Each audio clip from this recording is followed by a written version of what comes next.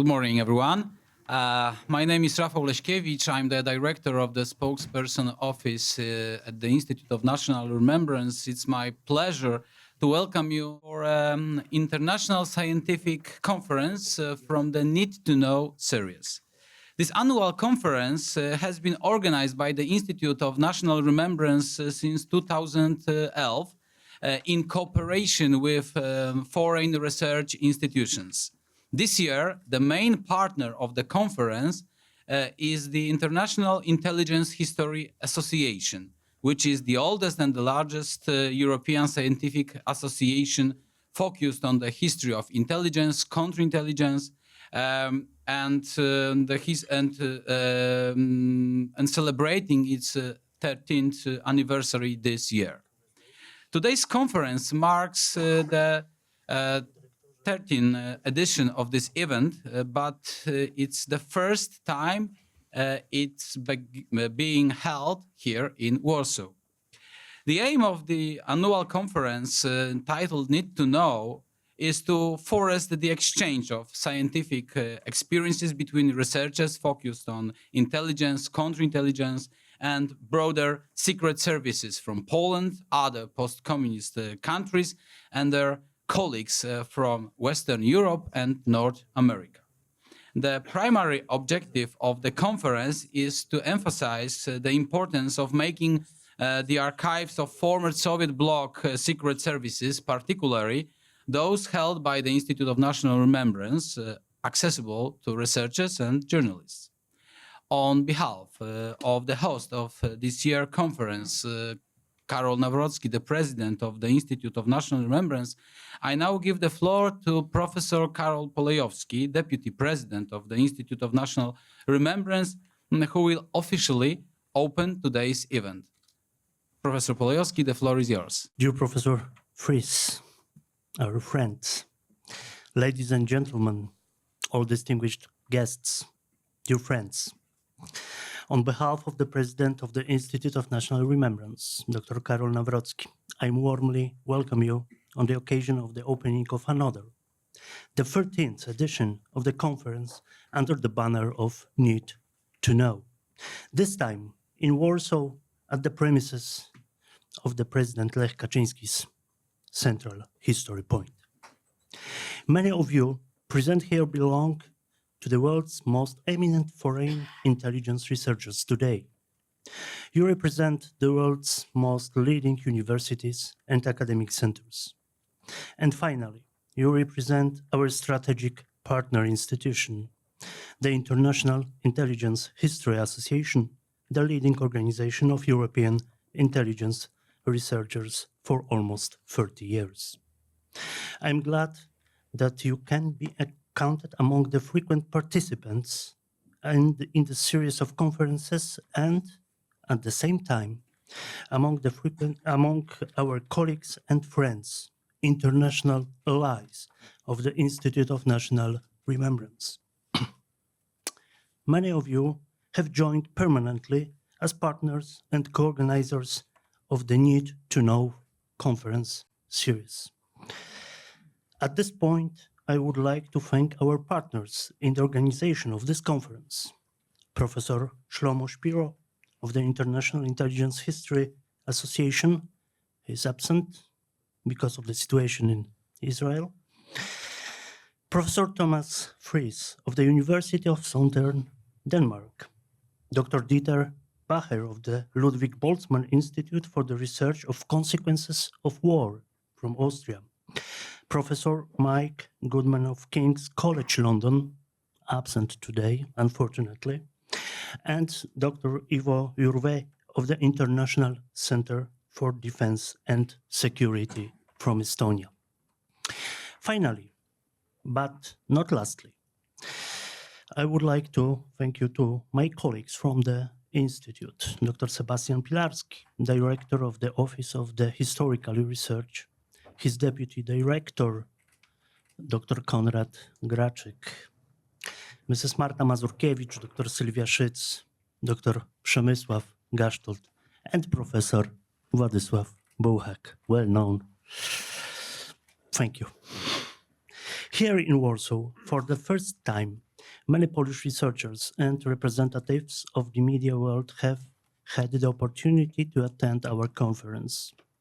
I'm pleased about this because the Need to Know conference, its idea, its output, dozens, if not hundreds, of publications and other findings are things we can be proud of as an institute. It is one of our leading international showcases. It is, in practice, next to the IIHA annual meetings, the most important conference of its kind in Europe. The very idea of the conference stems directly from our tragic Polish and Central European experience of the 20th century.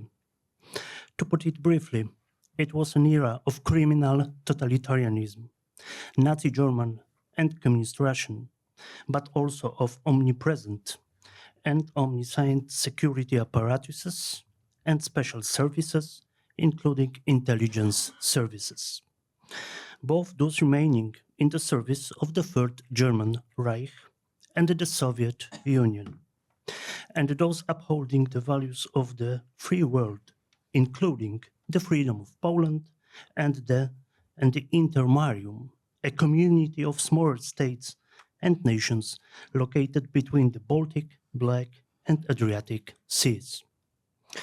In the context, and not only from our Polish point of view, it was crucial to include in the world scholarly circulation materials relating to similar services remaining in Institute of National Remembrance Archive and in similar collections held by our institution, by our brother institutions in countries such as Germany, Lithuania, Latvia, Estonia, Czech Republic, Slovakia, Romania, Hungary, and Bulgaria. In the Polish case, this task, or perhaps even obligation, stems directly from the relevant provision of the Institute of National Remembrance Act adopted in 1998 by the Polish Parliament. Ladies and gentlemen, Need to Know conferences usually have a leading theme which generally reminds us of true according to which the past explains the present. It should come as no surprise then that this year the essential research question around which the participants' speeches will focus is the relationships between the historical activities of Soviet/Russian intelligence and their contemporaneity marked by the Russian aggression against Ukraine and linked to broader global issues, including the conflict in the Middle East. And I have a contribution to make here. It was I who persuaded the organizers, which did not take too long. Thank you. That this year's edition should take place precisely in Warsaw, not coincidentally right here at the headquarters of our newly opened President Lech Kaczyński's Central History Point. Here, I do not need to remind you how important the awareness of the Russian threat and the idea of the unity of countries and people of the Intermarium was for the geopolitical visions and concerns of the late Polish President Lech Kaczyński, who tragically died in the Smolensk catastrophe 40 years ago. I think he will be an excellent patron of the proceedings of our conference as well. Ladies and gentlemen, thank you for your attention, and I wish you a fruitful deliberations and discussions. Thank you very much. Thank you very much, Professor Polejowski. Now I would like to invite Professor Tomas Friis from the University of Southern Denmark and Deputy President of the International Intelligence History Association. And thank you, Mr. President, dear Professor Polejowski. Thank you for inviting us to Warsaw. Thank you for persuading the colleagues to take this bold step. Originally, our chairman Shlomo Shpiro should be making the speech for me, but as you all know, the situation in the Middle East hardly allow him to go outside, to have to put up with me for the next few minutes. This is our 29th annual AAH conference. That's right, this is our 30th year, but due to Corona, we are at 29 conferences. It's the second conference that we do together with the Need to Know initiative. First time was last year in Austria, and the success was so overwhelming that we were happy to come here to Warsaw today. However, I think, and I'm looking here at my colleague Wolfgang in the background, 30 years ago, when the founding fathers convened for the first IAH conference, I'm not quite sure that they imagine us sitting here today 30 years after. But I think they saw something in the time. They recognized the need for intelligence history in Europe is something that we all know has been an established tradition in the United States and in Britain. But at that time, it was rather new and strange in Europe, and many of those who dealt with intelligence history was some shady people from the popular part of the press. But today, I'm proud to say it's a established scientific area, and a large part of that is actually due to the archival revolution, which took place in Central Europe over the past few centuries. It gave us new opportunities to put important questions to the test on real archival material, and not just on papers which were handed to you under the table. And I think that is really the change of paradigm which happened in Europe over the past generation. And thus, I think it's so important that we came now at last to Poland. I think it's the first time that the IHA is in Poland. We didn't go to Poland. We didn't go to Scandinavia either before. But I think it's a very important and long needed step for us to take. And I must say we have a very strong program here today. We had a lot more abstracts than we have been able to invite speakers, but there's also a testimony to how well established these two conferences are today, and how developed in the end this field has become in Europe. Due to these interesting papers, I won't take much more of your time, but before I close up, I would just like once more to extend warmest thanks to all of our partners. I'm looking around in the audience to our Austrian partners from the Boltzmann Institute there in the very back, to our colleagues from King's College, which where Elena Grossfeld would be sitting somewhere. It's difficult. She's also in the very back, and of course to my colleagues from the University of Southern Denmark. But first and foremost, of course, to our friends from the Institute of National Remembrance. Planning this conference over the past year has been very, very nice, not least thanks to the tireless work of the partners in the organizing committee, Radek and Przemek and Sylvia. It has been a great pleasure, and I have the highest of expectations for the next 2 days. Thank you very much. Thank you very much, Tomas. Now I invite to listen to the first panel, which will be led by Mr. Bernd Schäfer from the Woodrow Wilson International Center for Scholars. We managed. We have 6 speakers. We have 5 presentations. and 1 moderator. So we are under a pretty tight schedule. I was told I should give them only 15 minutes each per presentation, but we will see. So in order not to waste too much time, I won't give you an extensive introduction to each and every one of those eminent people. Many of you know, some of them don't need an introduction, as you say in the US, but of course I will introduce at least everyone now just in the order as they are sitting here. So we will start first with a presentation by the 2 godfathers of Need to Know, by Władysław Bułhak from the Institute here in Warsaw and Tomas Wegener Friis from southern Denmark. And they will have a joint talk on actually the subject, the overarching subject of the conference, Russian-Soviet espionage in the Intermarium, past and present, and of course Soviet and Russian influence. Then we will go next to Tomas Sniegon from Lund University in Sweden, and he will talk about the ideology of Chekism in the Soviet Union and post-Soviet Russia.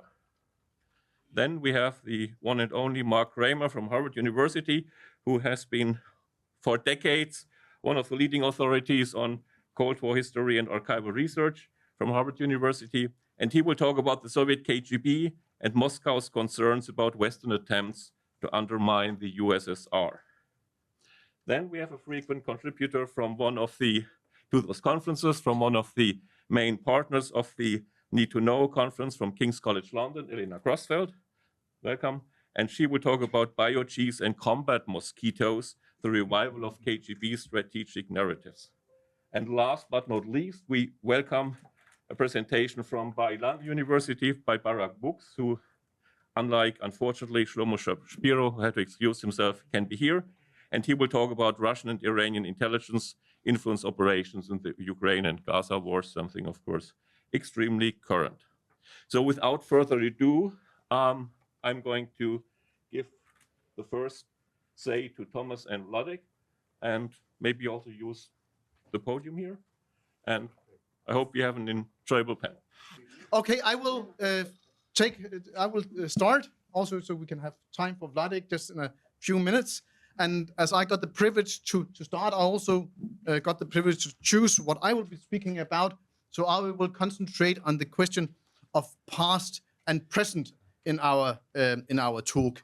And as you all know, this topic is sadly relevant. I just took a few headlines from the Scandinavian and European press over the last year. We have been constantly having warnings from the special services in Europe about the risk of Soviet espionage, and especially Russian sabotage, especially in May and August. You can say there was 2 big chunks of warnings coming out in Europe. So this is more relevant than ever what we are doing here, because you, my fellow historians, we are actually sitting with the keys, some important keys to solving this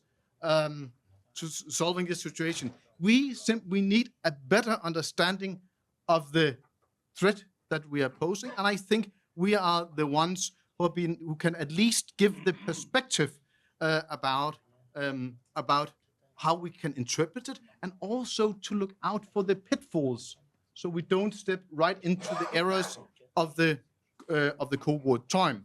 Furthermore, we can produce some of the perspective that when news like that fall all over us from all parts of the world, with the same message, that we are able to cut through the public, the social media noise, and ask questions: are we having more espionage, or are we just being more attentive of that? And one of our claims is actually we're getting better at countering it, and countering more in the open. But let us take a step back and look at historiography, because we have had now 3 decades to learn from the past. And I'm looking down at Kevin, who is one of the prominent in this field. What did we actually learn from Soviet espionage? Did we actually harvest the knowledge we could have had from the Fraternal Services Archive in that time. And when I was sitting and trying to answer this question, I remember 10 years ago, I was here in Warsaw, actually at the old conference center.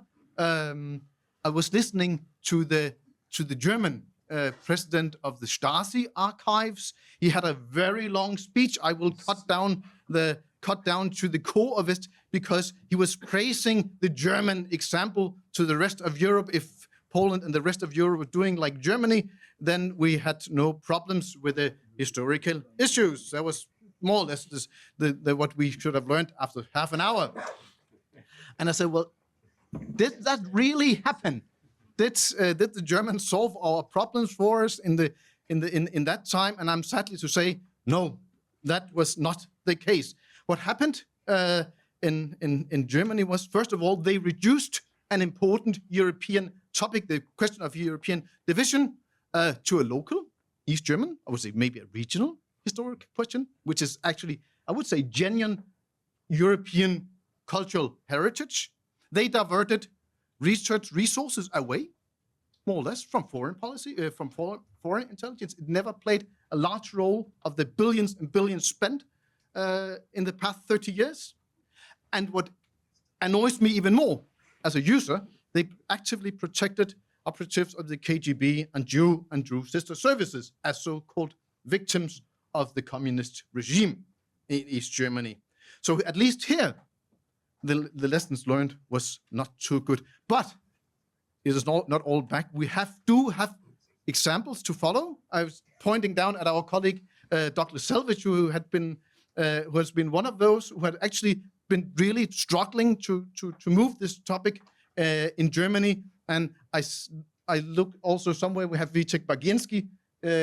He's sitting right behind the pillar. We do have people trying to move us along. And it's reminding us that it's not too late.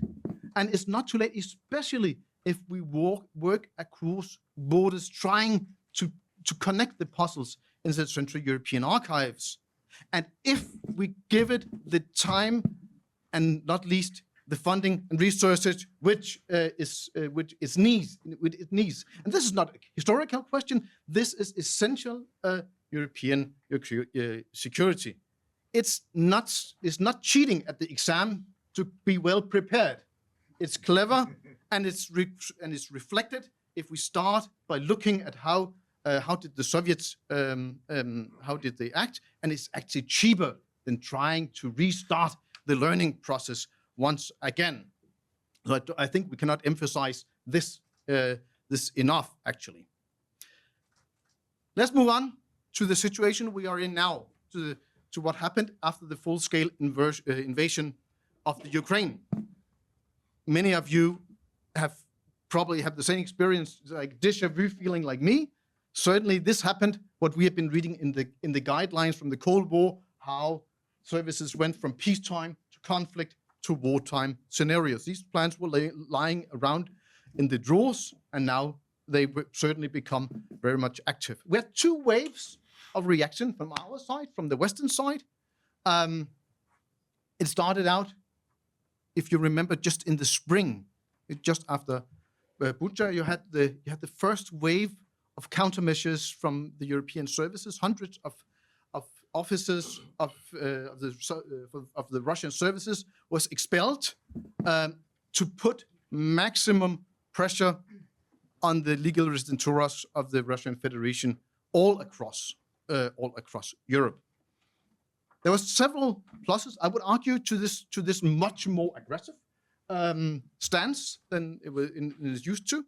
It made also more difficult. It hampered their operational work in many countries, and it did. And I don't think we should underestimate that. It had a shock effect in the networks of Russian operatives. Of course, this comes with a cost. We burned a lot of information. We had been collected for a long time. And of course, and by that, we also took upon us some risk. So risk using this material, but I think it is worth it. Now I'll leave the floor to my colleague, Władysław Bułhak. So I will remind, at this point, I think I should remind once again our main research question posed with Tomas. And what can the intelligence historian suggest to the specialists in the contemporary security, counterintelligence officers, where actually to look for the footprints of the Russian and earlier spies? It is okay. Also, the question about the methodology we should use in this respect, and should we rather use the politologist models or typical historical methods based on sources, or rather on critical analysis of the sources? So the Tomas gave us overview of the whole problem, and now I will try for just a few minutes to show you something what historian can find in today's history, also using the knowledge we have from the archives. This is all we know from the press about the numbers of the Russian diplomats expelled from the countries of the of the whole world, but mostly from Europe, and also we have numbers. But every one of us, every historian knows that numbers looks very nice, but the devil is sometimes in the details. So if we can go back, we can see that the Czechs did close to nothing. That the black number is showing the number of expelled Russian diplomats.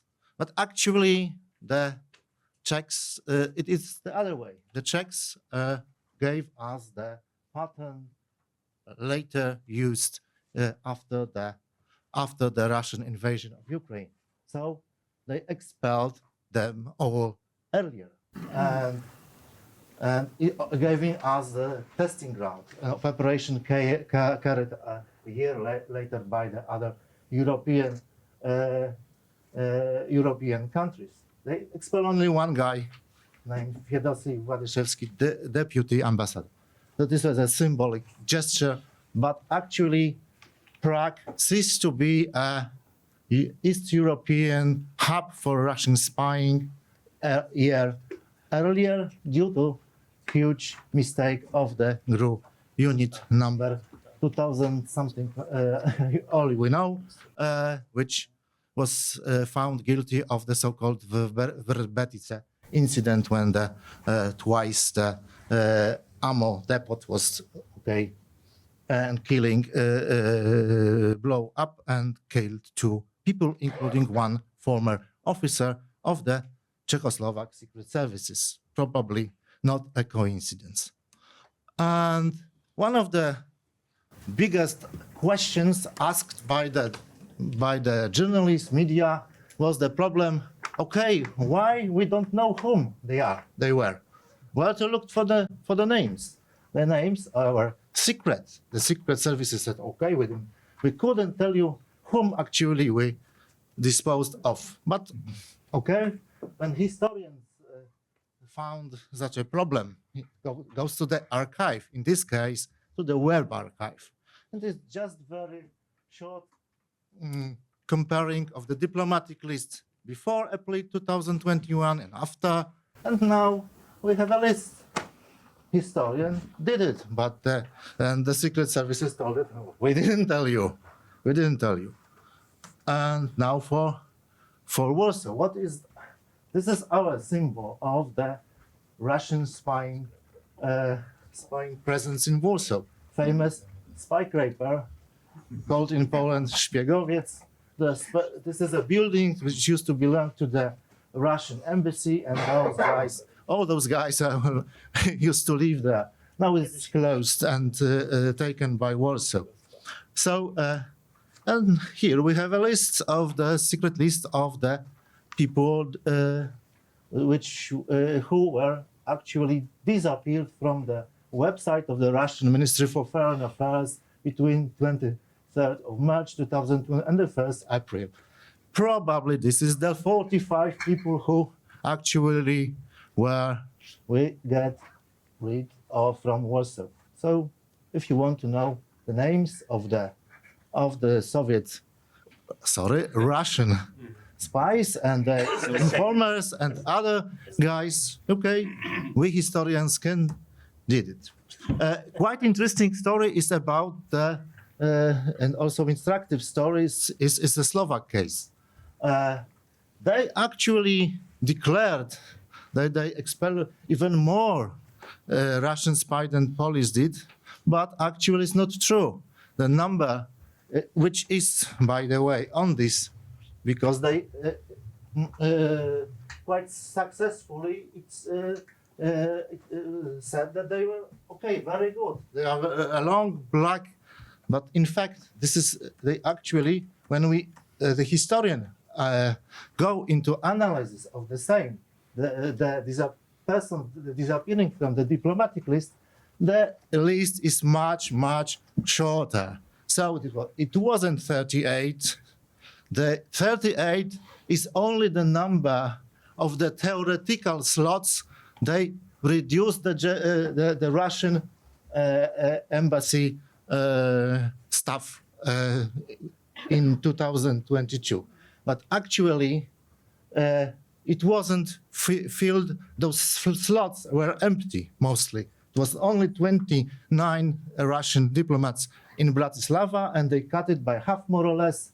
And this is the guy. So there are devils and sometimes in the details. I think that I have still some time. Oh, 5 minutes, quite a lot. So I can explain you what is another thing historian can find in this situation now. So the question of communist Russian or actually Soviet intelligence community. It used to have those members, Poland, Germany, Czechoslovakia, Hungary, Bulgaria, Cuba, Vietnam, and Mongolia. And the question is, what's happened to this communist intelligence community? Certainly, Poland, Germany, Czech Republic, and Slovakia, Hungary, even Bulgaria are no longer the members. But what the question historian asks, but what happens to the others? Maybe it still exists, because if we are approaching the problem of Russian and Soviet secret services, we have this typical classic continuation model. So if there is a continuation, and no one can argue against this. Actually, it's obvious that the Russian secret services are just the same services, the same stuff, the same methods of processing information, also the same or similar allies, and also the way in which they work with those allies are possibly the same. So the models of cooperation with the Poles, East Germans, Czechoslovak are probably maybe also the model of still cooperation with Belarusians, maybe Cubans, or I don't know. So these are certainly the hypotheses, but still quite interesting, and we have quite interesting answers in our archive when we are talking about models, about methods of cooperation within this, I think, still existing Russian intelligence community. And now we're going to a closing remarks. What tell us this second wave? So after getting of the legal residenturas, legal agents, they certainly we now should activate those guys who were prepared for the time of crisis, were prepared for the time of war. So mostly illegals, and this is actually confirmed by exposures of many people discovered before and after 2022 that they are really using the illegal method. This is the other subject. I have no time to go more into the details. Maybe Tomas would like to say something at the end, some kind of so this is more or less what we would like to say about what the contemporary spies or spooks can learn from us historians. Thank you very much for your attention. Good morning. Thank you very much for having me. It's a great pleasure and honor to be here. It's my first time at this conference. I'm not a typical historian of secret services as such, but I am dealing with questions of power in the Soviet system mainly. My paper is about my upcoming book project, the purpose of which is to analyze the so-called ideology of Chekism more deeply for the first time. The term deals with the specific internal perception of the political police that became a backbone of the Soviet and also Russian post-Soviet authoritarian regime. During the Cold War, the ideology of Chekism became important also in other countries of Central and Eastern Europe. Since the fall of communism, it has been especially associated with Vladimir Putin and his brutal policies. Due to some fundamental differences between the Soviet-Russian system and the situation elsewhere, I will focus mainly on the first model. Chekism is named after the political police VČK, Čeka, created by the Russian Communist Party in 1917. November 1917 marked the establishment of the first globally important state based on the dictatorship of a single political party and a single permitted political ideology. Other similar one-party dictatorships, fascism and Nazism, were not as successful in lasting as Soviet communism. Their security services did not develop anything that could be described with as specific term as Chekism.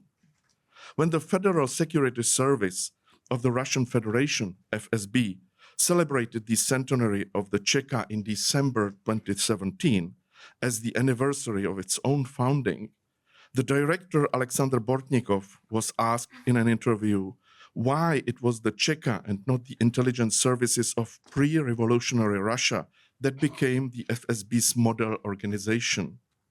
Bortnikov stated that a unified system of state security with centralized command was introduced only in 1917.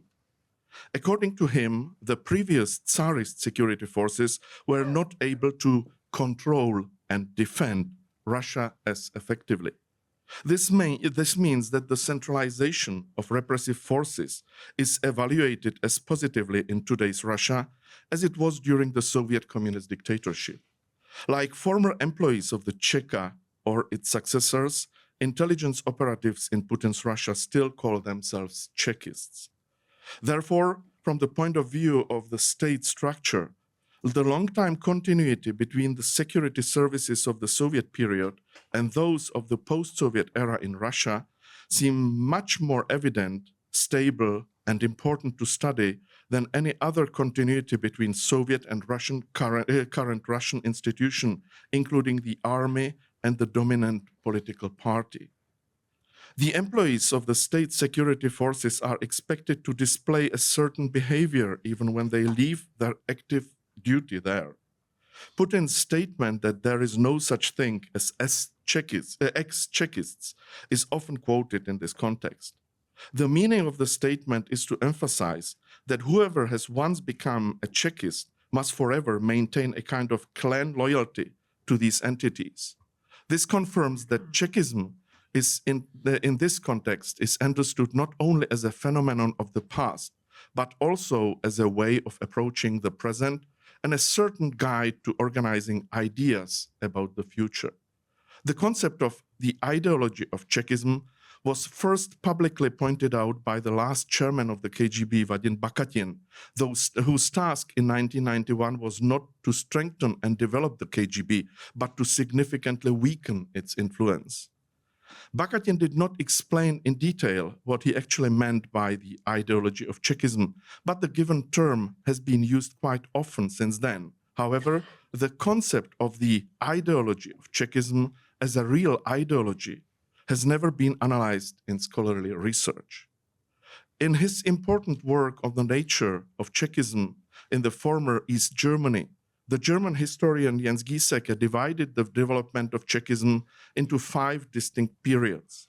The first from the revolution of 1917 to 1929, when Stalin assumed complete control of political power in the entire country.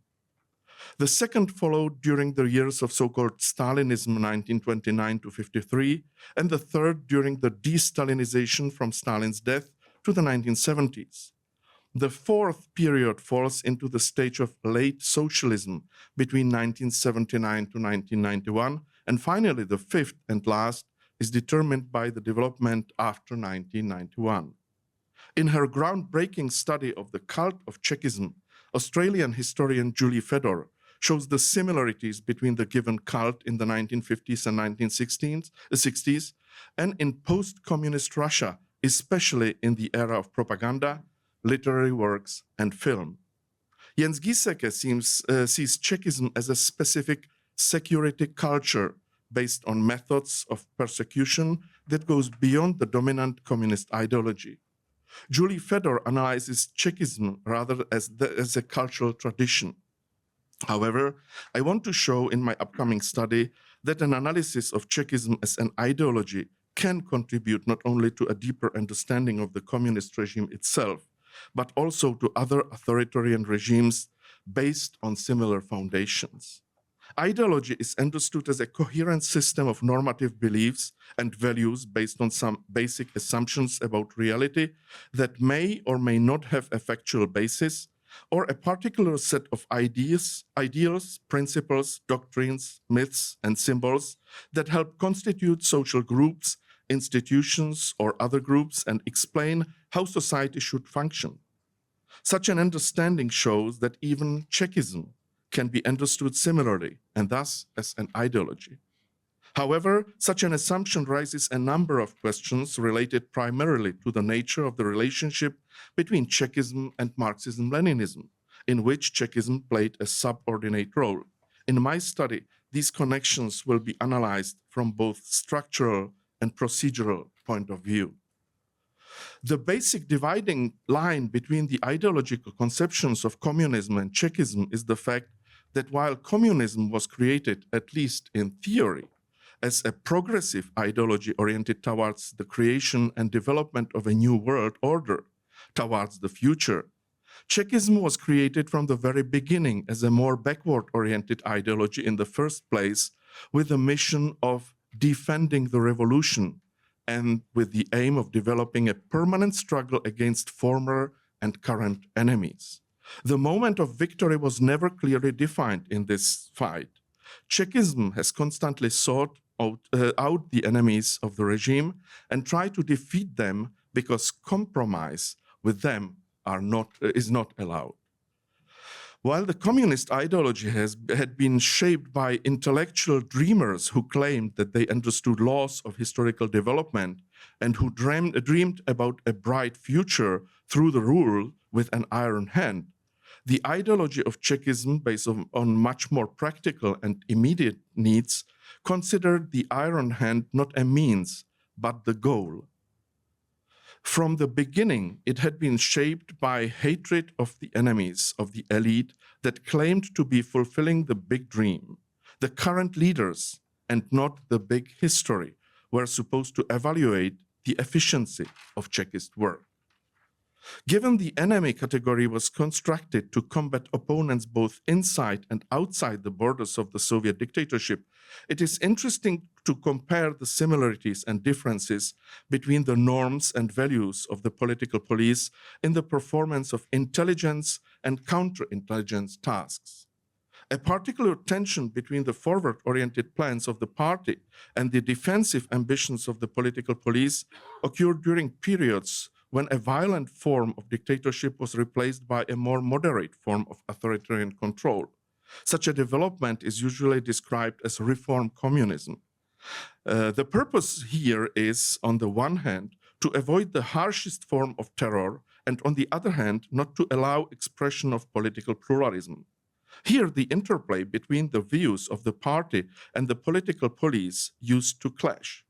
A clear example was the 22nd Congress of the Communist Party of the Soviet Union in 1961, where it was declared that the regime no longer needed to define itself as the dictatorship of the proletariat, because the dictatorship against the Soviet society was no longer necessary.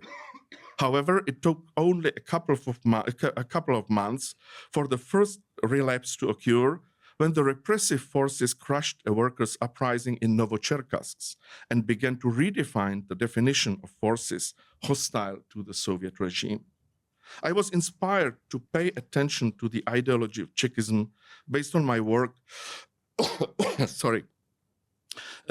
the former KGB chairman from 1961 to 67, Vladimir Semichastny, with whom I conducted more than 130 hours of interviews in the 1990s.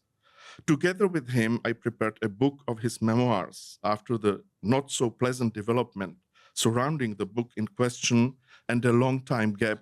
I have just finished a new critical study in which Semichastny's recollections are confronted with the archival documents available so far. Semichastny led the KGB during the period of de-Stalinization, when the relationship between the leaders of the Soviet Communist Party and the political police command became particularly interesting. On the one hand, Semichastny criticized the so-called cult of Stalin's personality and the terror of the political police in the pre-Khrushchev era. On the other hand, he became the only head of the Soviet state security apparatus to co-organize a coup against the acting leader of the Soviet Union, Nikita Khrushchev. In our conversations, Semichastny spoke at some length about the role of professional Chekists in high-level Soviet politics before 1958, and about the new role and duties of former career politicians who became top leaders of the KGB after 1958, especially Alexander Shelyepin, Semichastny himself, and Yuri Andropov. He did not use the term ideology of Chekism. He spoke about rabota v organach, work in the state security service, and partijная rabota, work in the Communist Party. He attributed different meanings to the relations between the KGB and other Soviet institutions and decision-making bodies. He denied the KGB's status as a state within a state, while he at the same time insisted on the KGB as an exceptional organization within the Soviet system with, among other things, the highest discipline, lowest corruption, and complicated opportunities for external control.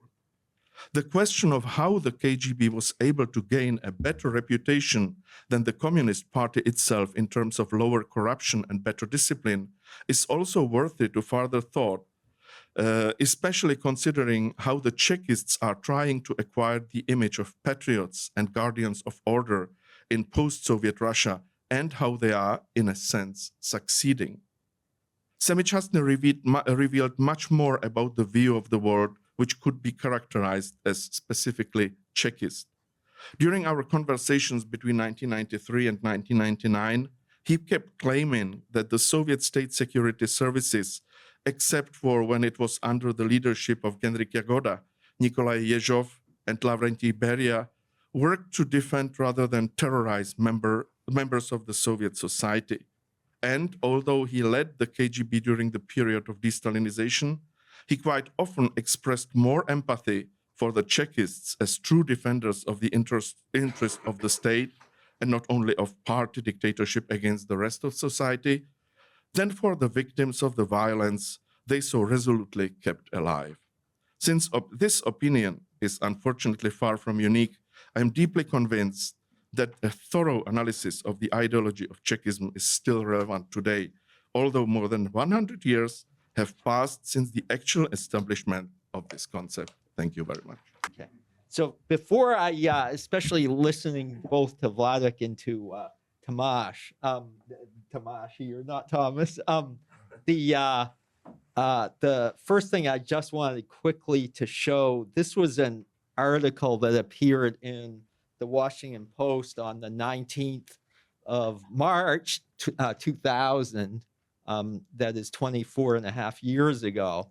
The next week, exactly a week later, Vladimir Putin was elected president. And at that time, he was still acting president. And so this article, which I published in the Washington Post, if it looks like the KGB and acts like the KGB, expressed concern about precisely some of the things that Tomas was talking about and Vladek.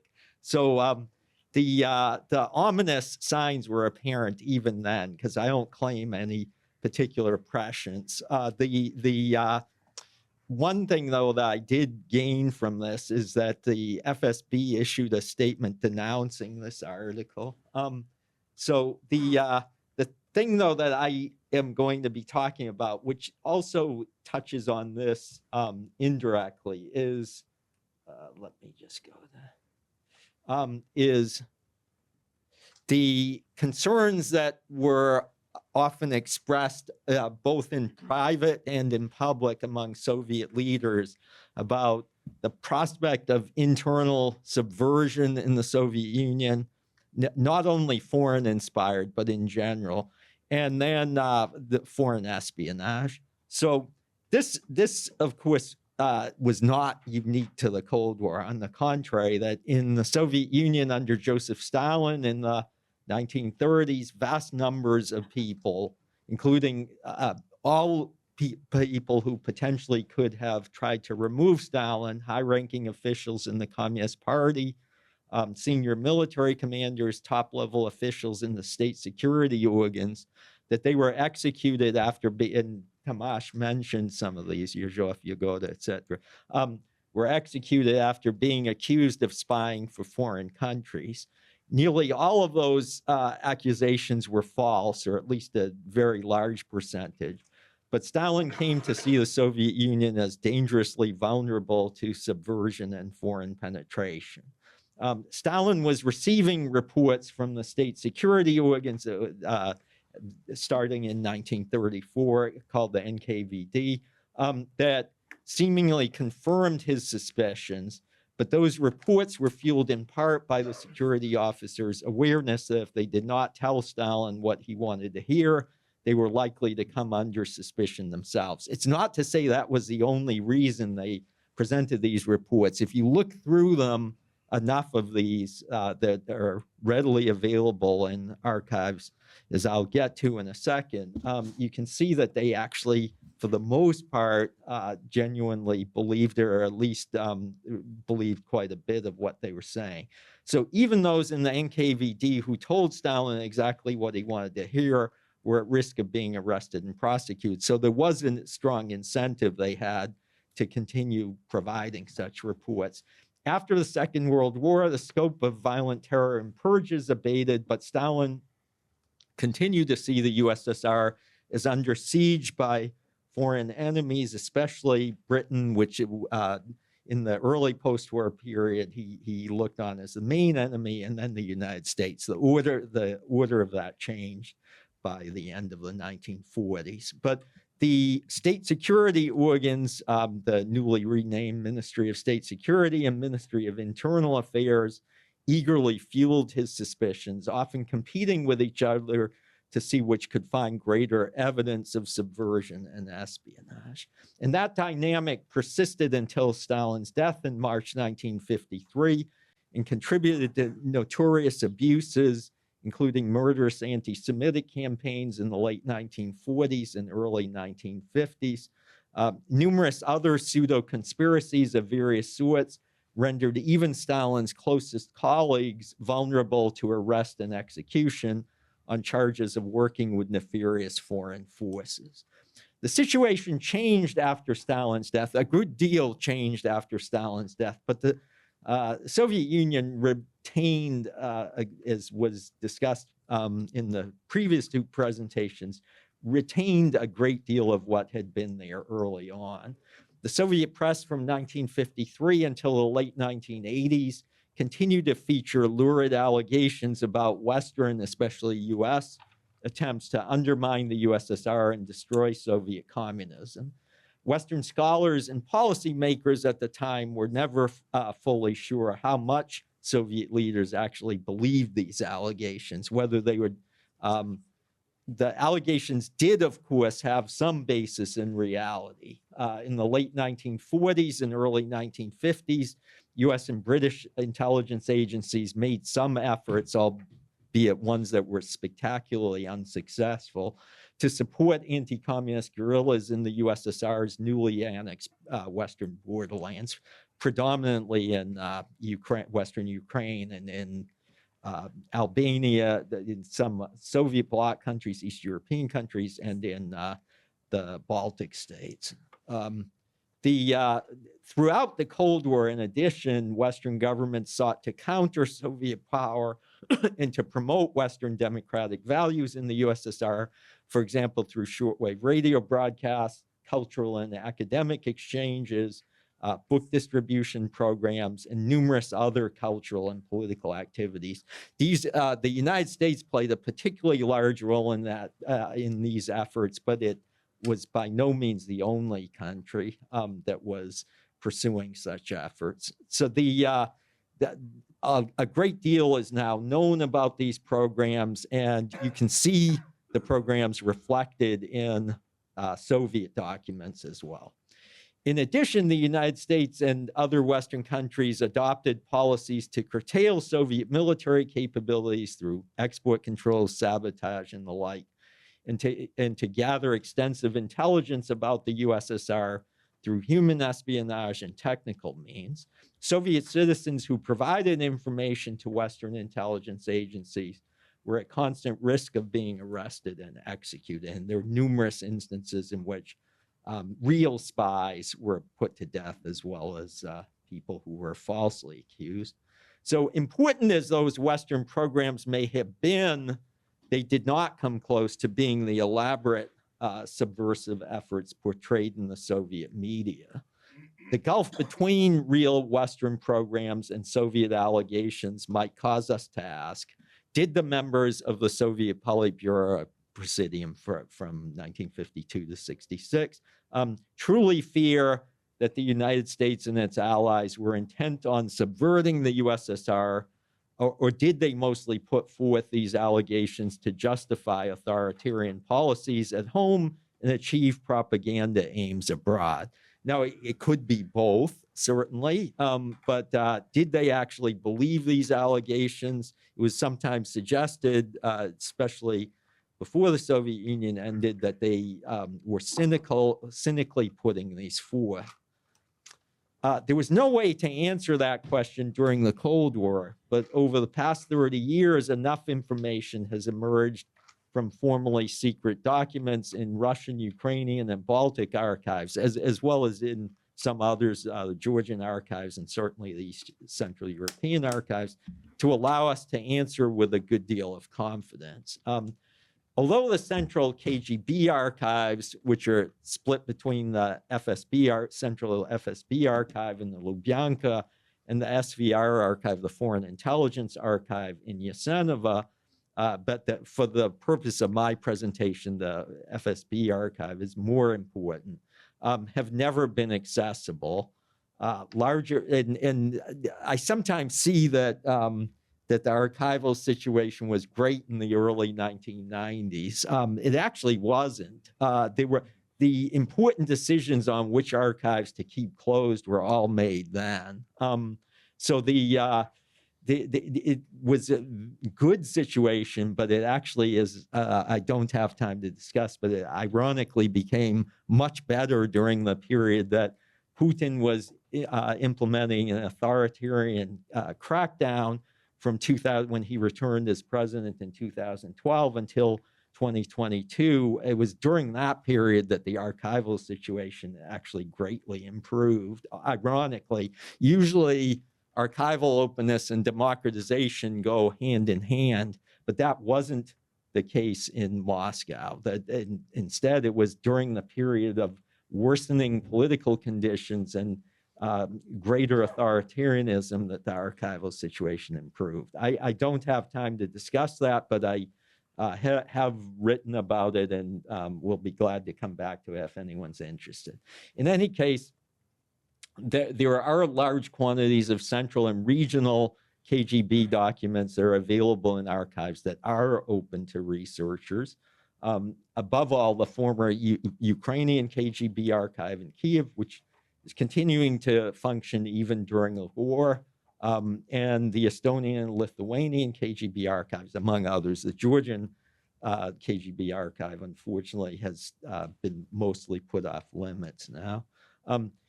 The Ukrainian KGB archive, though, is a goldmine of materials for anyone studying how the Soviet Communist Party used the KGB to maintain stifling internal conformity. In Moscow, too, though, at least until the 24th of February, 2022, I was last there on the 9th of February, 2022, so my comments reflect the situation up until that point. Access to KGB materials was readily available until then. There were thousands of pages of KGB documents that went to the highest leaders of the Soviet Union. They were stored at Rigani as well as Rigaspi from the Stalin era, including in the Politburo's special collection of KGB materials. This is in Fund 3 at Rigani. And many of them are in files that were accessible. The documents combined with Communist Party records allow us to gauge how the Soviet KGB's reports to the Soviet Politburo shaped the top leaders' views about hostile Western intentions. So what do these materials and memoirs and interviews show us or give us some sense of the question that I asked before about how much did Soviet leaders actually believe these allegations? By all indications, Soviet leaders prior to Mikhail Gorbachev did genuinely believe, at least to a large extent, that Western governments were intent on undermining the USSR. And part of the reason, though only part of the reason they believe this, is that the Soviet KGB was regularly telling them so. And not just the central Soviet KGB, the regional KGB organs as well. So the KGB sent countless reports to the Politburo containing allegations about malevolent Western schemes and subversive designs. The KGB's role in shaping Western leaders' perceptions of a mortal threat from the West can now be traced in considerable detail, including in all of those repositories that I mentioned. Soviet leaders and KGB officers did also worry about the possibility of a Western military attack, but these concerns were far less palpable and urgent than the concerns they felt about internal subversion and penetration. It isn't surprising that upward of 85% of KGB personnel and resources were devoted to internal security tasks, including counterintelligence. Unlike in most Western countries where foreign intelligence is separated from internal security agencies, in Soviet Union, during almost all of the Soviet era, the two were combined in the larger, or during the post-war secure Soviet Union, is that they were combined in the same agency with separate directorates establishing which functions they performed. And if you look at the statistics that are now available, thanks in part to Nikita Petrov and others, you find that by far the largest share of the KGB's personnel and resources went to internal security, including counterintelligence. To take an example, the reports presented by the longtime KGB chairman, Yuri Andropov, to all union conclaves of the KGB Collegium. These occurred every 5 years during the Brezhnev period. 1971, 76, 81. He devoted far more attention to concerns about internal subversion and penetration than to concerns about Western or Chinese. The Chinese dimension figured quite prominently at certain points, but penetration than to concerns about Western military attacks.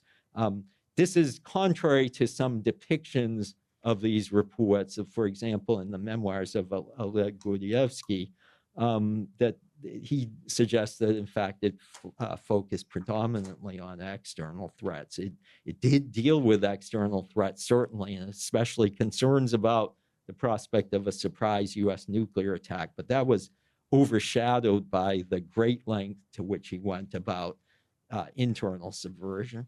So this was true during periods of relatively cordial East-West relations in the détente of the 1970s. How am I doing? I'll be done. In the détente of the 1970s. And it was just as true of periods of acute East-West tension in 1981. That is, if you look at the détente period in Andropos' reports during that time, you will find that they reflect that same split between the coverage that he provided. So in a lengthy report to the KGB Collegium in May 1981, Andropov spent most of his time discussing concerns about Western support of internal subversion and surprisingly little time about fears of a military attack. Andropov's report to the 1976 KGB Collegium gathering, along with countless other memoranda he sent to the Soviet Politburo during the period of East-West détente in the 1970s, show that Soviet leaders and KGB officials worried at least as much about subversion and foreign espionage during periods of reduced tension as they did during periods of extreme tension. Essentially, they worried that the CIA and other Western intelligence agencies would find it easier to infiltrate spies into the USSR and to recruit Soviet citizens during times of greater contacts and exchanges of various sorts.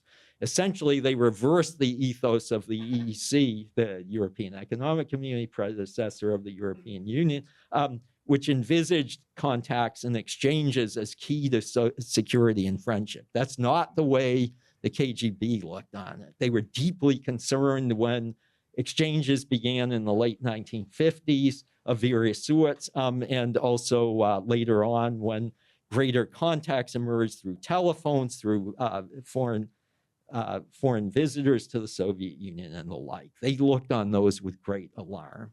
So the KGB looked on East-West contacts and exchanges as worrisome sources of subversion and foreign espionage that would weaken the USSR and damage Soviet security. I'm not sure why. Well, there was a document I had there that didn't show up. This one is, this comes from the Ukrainian KGB, former Ukrainian KGB archive, but you can find very similar ones in numerous other archives. This is from 1979, and it is talking about the degree of increased contacts and exchanges that were posing a threat to Soviet Ukraine and the internal security of the republic. This again is typical of a lot of these KGB archives. So the mentality of CPSU leaders and KGB officers in constantly fearing subversion and espionage imposed a limit on how far the Soviet Union would go in improving relations with Western countries. When that mentality fundamentally changed in the USSR at the end of the 1980s under Mikhail Gorbachev, Alexander Yakovlev, Edward Shevardnadze, Anatoly Chernyaev, and others, KGB leaders were alarmed. KGB chairman Vladimir Khrushchev warned in December 1990 that, quote, blood will have to be spilled, unquote, to, quote, restore order in the country, unquote. So the KGB, and here's, I'm finishing, Bernd, I promise. The KGB had warned for decades about subversion and internal threats supported by hostile foreign powers.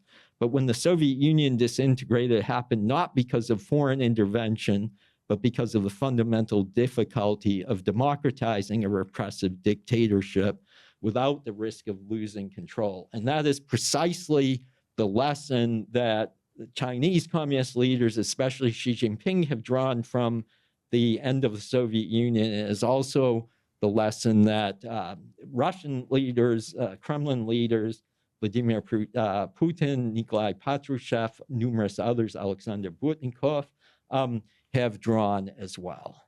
Thank you. Thank you. So Thank you very much for the previous speaker, because this ties very neatly, because I'm going to be talking about the KGB strategic culture, which is their unique way of seeing threats, whether real or imagined. And before that, thank you very much to the organizers, and it's great to see familiar faces and, you know, my favorite conference in Europe. So we're going to be talking about the strategic narratives of the KGB and how they're being revived in this war in Ukraine, and in their talk about the biological weapons threats. And in Russian, there are like a million different memes and funny pictures about the bio-geese, the geese that are carrying diseases, and the combat mosquitoes that are being developed. Okay, so all those funny pictures is the talk of the day in Russia about how multiple biolabs in Ukraine that are funded by the United States and were being found during the invasion, and they're developing biological weapons to be used against Russia. And those are very similar to the accusations during the disinformation campaigns of the Cold War. And we're going to be looking at the persistence of their strategic culture and how the KGB strategic culture is actually carrying a lot of weight in contemporary Russia. So the KGB were running active measures, and those are covert operations, and they could be in any shape or form, disinformation, insurrections, whatever you care to do. And they are reflecting the ideas of permanent war and besieged fortress, which are two of the main themes of the KGB strategic culture. And they were run by KGB Service A, and before that was called Service D, but doesn't matter. But according to Kalugin, for example, those are the heart and soul of Soviet intelligence, and were part of the KGB education per Mitrokhin. And some examples not related to bioweapons were the anti-nuclear campaigns in Europe, the Soviet efforts against the US with the neutron bomb, the JFK assassinations, of course, you know, all the conspiracy theories, the Korean airliner in the 81, I believe. In the biological weapons area specifically, the Colorado potato beetle was very favorite among the Warsaw Blocs. Those are the beetles that were supposedly intentionally imported from the US to damage the quality of life and agricultural production. There was also the big theme during the Korean War, how the US labs in Japan developed biological weapons and dropped them in Korea from the plains, and spreading, you know, yellow leaves infected with TB and different plagues. And those were run all over, both in USSR and North Korea and Republic of China. There was also the accusation of genetic bomb, how the US and South Africa developed a bioweapon specifically targeting Black Africans, and Israel was running the same program to target Arabs. And those campaigns were run in Africa, in the Middle East, and a lot of places. In US as well, by the way, American African population that were targeted by the US Secret Services. Operation Denver, of course, thank you, the AIDS, and that was one of the more successful programs.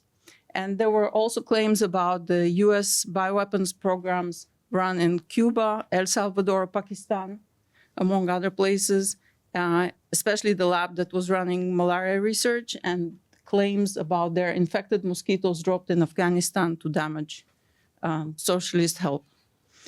In their impact on domestic audiences within the Soviet Union, there were accusations, part of the propaganda, you know, run in the papers. Kids were lured, you know, because the Colorado potato beetles allegedly dropped from planes. The kids were sent to the field and said, if you find the glass container, you were going to be given a prize. The same thing in Siberia for the ticks that were Lyme disease. And even the hogweed, which was actually a Khrushchev campaign when they were trying to grow hogweed to feed the cattle. But apparently it was the US spies driving around Soviet Union and dropping those seeds. And it is very effective still, because even though the KGB and then the Soviet Union at the end of the Soviet period admitted that those are false, including by Primakov, who became the head of SVR, still over 40% of Africans polled agreed that AIDS was man-made, and 30% attributed it to the US, and the large segment of African Americans still believe that. It was also present in post-KGB, like it survived the organization that spawned it, and it began again in '95, still under Yeltsin. The idea then was Ebola. Stories were run in Spanish and Kenyan press that were already known to be working with the KGB before the end of the Cold War. Again, the AIDS and the Colorado beetle became part of narrative of the head of Russian military offensive by the head of military offensive claimed that it is run by the US. And then hantavirus, Ebola, whatever, the head of the Russian chemical and biological troops and journalists claimed that it was, so like all those narratives became revived once again. And then SARS, and then every epidemic is the work of the US. And again, the hantavirus engineered against Native Americans this time. So, you know, the target changes, but not the accusations. In post-Soviet Russia, those accusations became louder as the Russian Federation felt itself increasingly under pressure. So during the 2006, the anti-Georgian campaign, deliberate spread of bird flu because the US was financing biolabs in Georgia.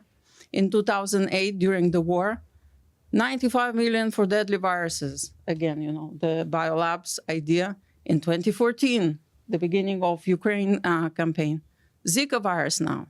And it's not like a man on the street. This is like a former chief sanitary doctor claims that this is happening. In 2015, biological control of humanity. The president of Kurchatov Institute, which is like the greatest nuclear research institute in Russia, claims that US is running those programs to control the humanity.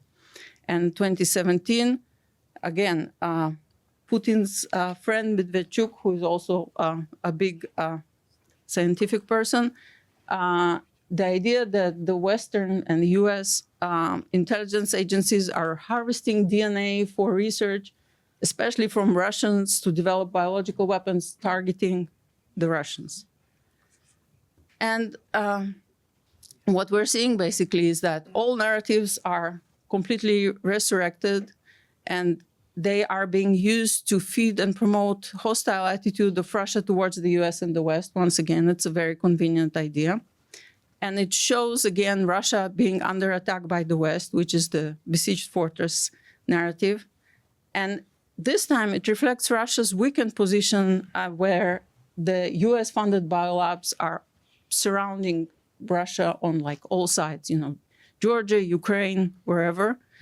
And in a lower level, all those conspiracy theories promote the illusion of control. Like you can explain things like post-COVID, you know, like everybody was trying to understand exactly what happens. And so it helps people to gain an illusion of control, and so they're more likely to promote it. So among the most recent accusations is that US turned Ukraine into a bioweapons testing ground, no less by Putin. The DNA collection, again, Putin comes and says Russian DNA is systematically collected by foreign agents. Accusations of treaty violation, that US runs banned bioweapon programs, and that was by a Duma representative. Zika virus, one of the old one. Combat mosquitoes, no less by a Russian representative to the United Nations, claimed that mosquitoes are infecting Russian troops in Ukraine. The question of what Russian troops are doing to Ukraine was left, you know, on the side. And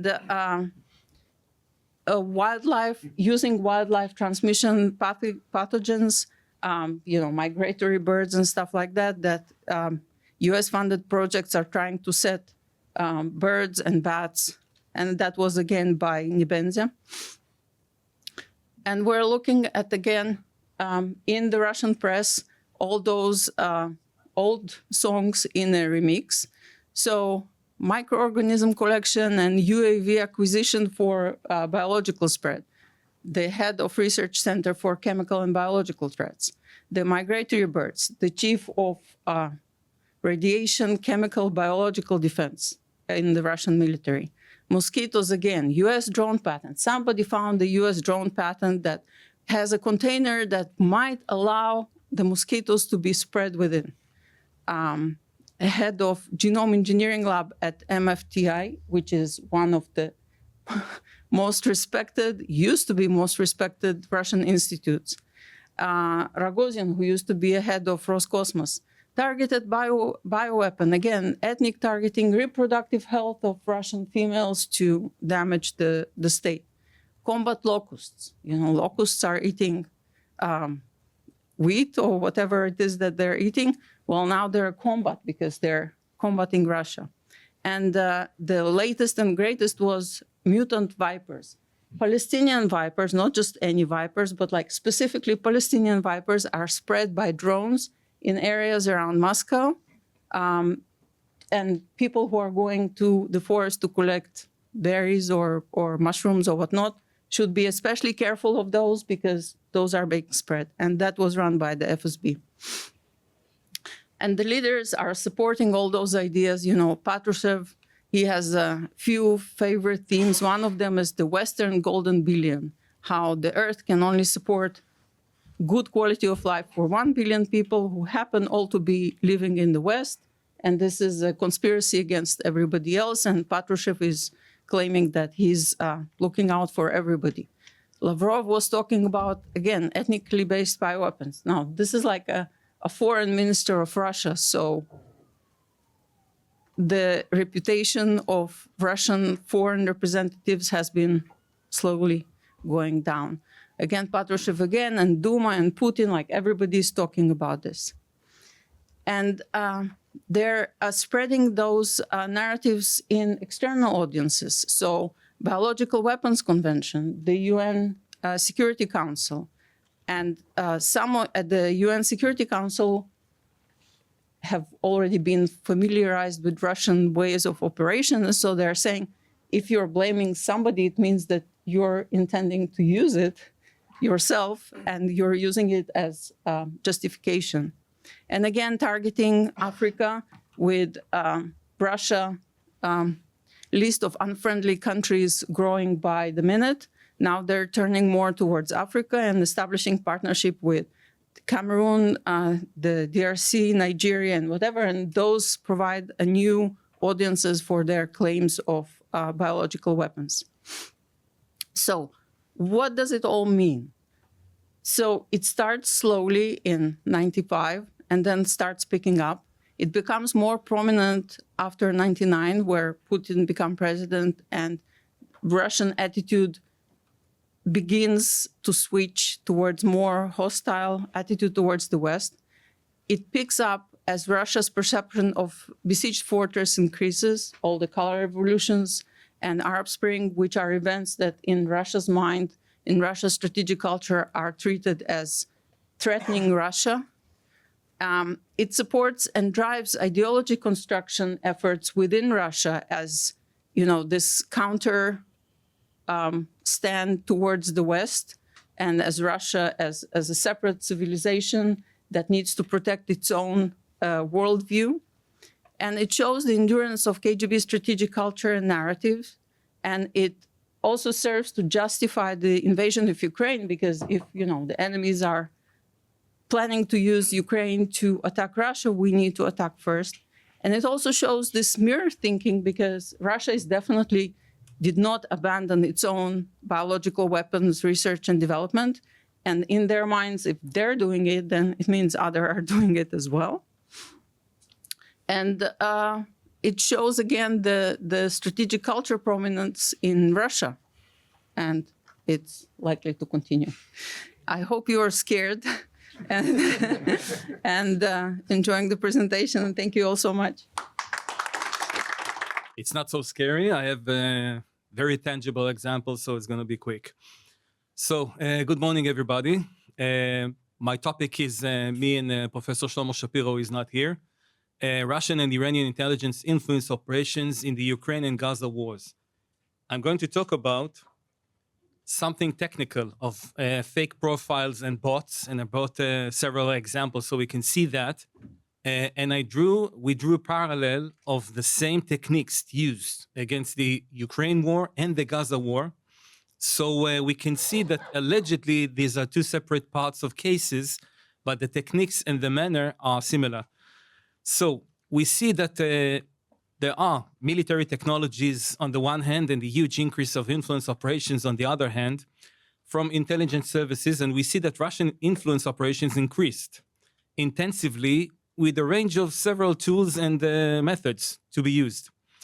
So we did some systematic research, and it's an ongoing research. We arrived initially to several conclusions that we see Iranian and Russian operations in the Ukraine and the Middle East that are aimed towards targeting specific audiences using the same techniques to influence these audiences by military and political interests.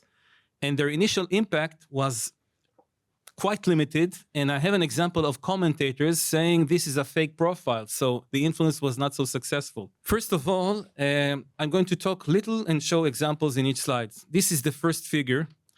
This is a bot posting news of an alleged Ukrainian living in Israel, banning a show. We see a picture of Orthodox Jews. And they say that these Ukrainians allegedly banned this show. So throughout the Ukrainian war, anonymous bots. You see the topic YDICI online shop. And why? Because these bots were defined originally as online shops, and suddenly they became with substances relevant to the war, out of the blue. They accused Ukrainians of anti-Semitism because they were targeting Jewish audiences. We can see the same text now with a Christian picture. So the same YDIC, now with a different code of name, posted an identical text yet illustrated by a different picture. Now it's Christian. And the apparent aim of these Iranian-Russian intelligence psychos operations are to influence Israel not to support the war in Ukraine or deliver advanced weapon systems, especially air defense system. By promoting these narratives that they're damaging and anti-Semitic, etc. And this corresponds with anonymous other bots defining Ukraine as anti-Semitic and also supporting Muslims fighting Israel. See the picture here, the hand has the Ukrainian flag, and above it some extreme Muslim radical runs with the Palestinian flag, and it aims at the Star of David. And it was titled as anti-Israeli. And this one that I showed was relevant to the Russian city of Makhachkala, the capital of Dagestan Republic. And it's clear that Iranian intelligence works closely also with Russian intelligence to influence. And this is a threat to democracies also in Europe and the Middle East. Now in figure 4, we see comments. It's written in Hebrew, and I will translate. The second one says, total lie and Russian propaganda. It's one example that people, even the common and plain people, are smart and they identify fake profiles and fake bots. Now the second part is operation campaigns designated to the war in Gaza. These are parallel techniques to the war in Ukraine, and there are Iranian intelligence operations. Now, I will talk initially of known persons. This one has an Arab name, Izzaddin Dwidar, and it's a page. And when I clicked on his name, I saw that he sits in Istanbul.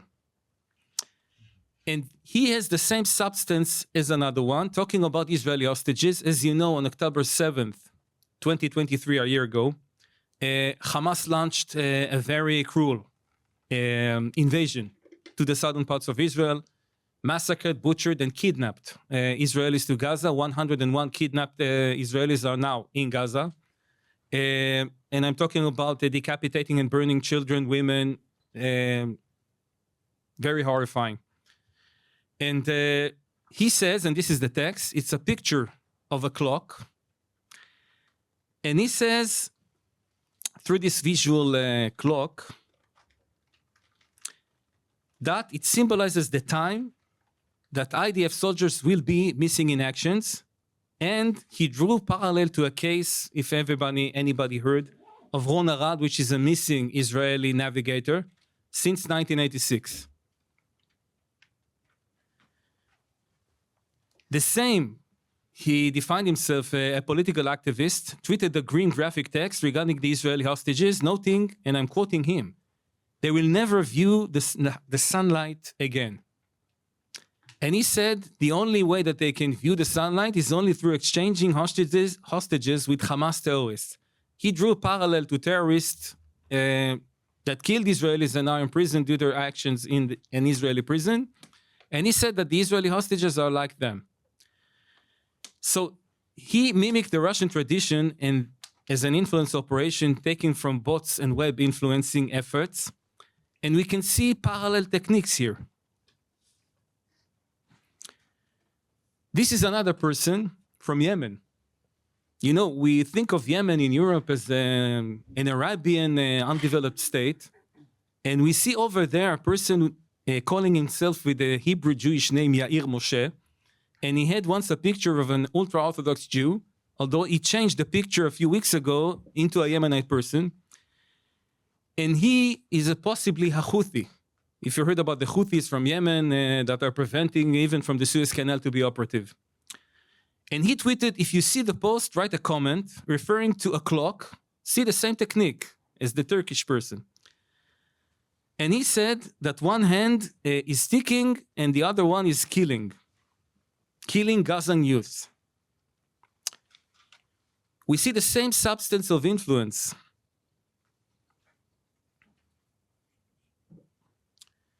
Now, analysis of relevance X, which is Twitter, relevant either unknown news pages, personal journalists or commentators, etc.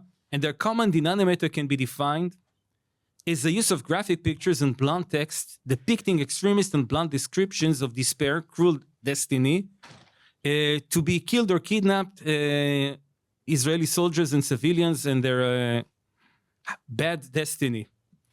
Also substances of radical caricatures, pictures, and descriptions of Israeli IDF's alleged brutal conduct in a war zone, which is either exaggerated or fictional. This is figure 8. The same Houthi Yair Moshe. He put a picture from an Arab comedy series, and he inserted a substance relevant to Israeli Prime Minister Benjamin Netanyahu and Benny Gantz, who was a member of the government. And he was a former IDF chief of staff. And Benny Gantz talked with Prime Minister Netanyahu about 6-point plan to end the war in Gaza. Now, I want to note one general thing, that we in Israel are negotiating or trying to negotiate with Hamas to end the war, but Hamas's leader, Yahya Sinwar, is reluctant and he doesn't want to negotiate. He even was disconnecting himself from any negotiations. The identity of those numerous ex-Twitter pages can be verified through locations, followers, or specific signs in their names, descriptions, or content, and there is no doubt of their propaganda intelligence affiliation. Here's another example. Supposedly a commentator activist page, no location and no followers. He only follows one Twitter page. The definition is in Hebrew, leading news. Something very general. And this post is from 8 days following the outbreak of the war and the massacre. And he says, a text in Arabic, news and media website, a picture of crying young Israeli soldiers, female soldiers, and they added the Hebrew text, see what Hamas did to us. Another example is from a few days ago, October 8th. As you know, Iran launched 2 attacks on Israel. This is following the second missile attack. And the text in Hebrew is, how much time do you intend to stay in your shelter? Return to your homeland before it's too late. By that, the Iranians mean that each and every Israeli should go to his own state of origin, either in Europe or other places, and they want to dismantle my country. Our research is divided into three parts. First of all, presenting case studies of Russian and Iranian intelligence influence operations in Ukraine and the Middle East, and exploring their themes, tools, and target audiences. The second part is analyzing Russian and Iranian interests in these intelligence operations within their wider military and political interests in each of the two regions. And the final one, exploring how intelligence counter-influence activities could affect or minimize the impact of the Russian and Iranian influence operations, and suggesting tools how such operations can better be recognized in the future.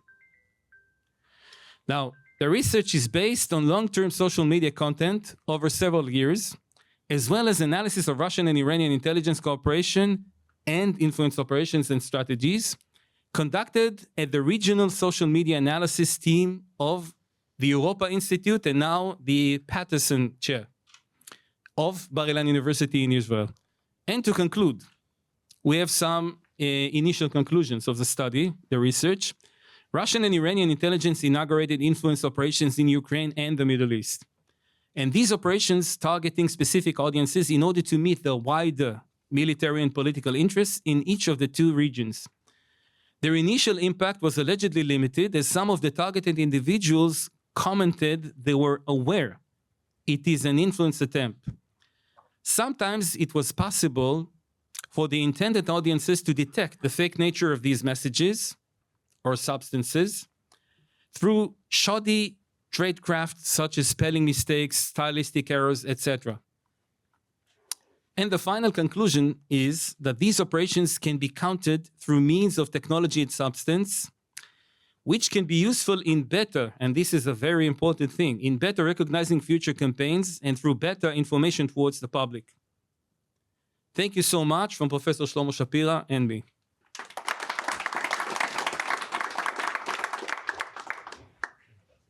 Well, thank you so much. This was a fascinating panel with 5 really interesting presentations. So, looking at my watch, I think we have about 25 minutes left for discussion, which is not too bad. And everybody had the chance to say everything they wanted to say at this point. So at the very end of this panel, I will give each panelist a chance to make some final concluding remarks. So we should reserve some time for that.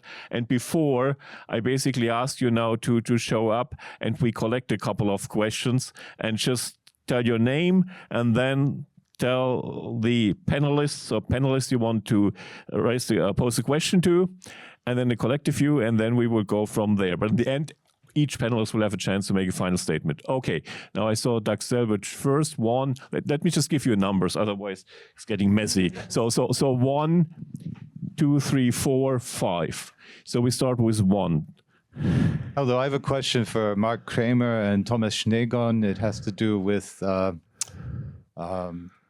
you talked about this sort of Chekist tradition, about how they're providing these reports of suspicions or whatever, but there's also the ideological doctrine of ideological sabotage, diversiya ideologicheskaya, which I think also plays an important role here, and I don't think you can speak about Chekist doctrine without speaking about that, this ideological, it might be taken over from communism, but it's definitely a very important part of this.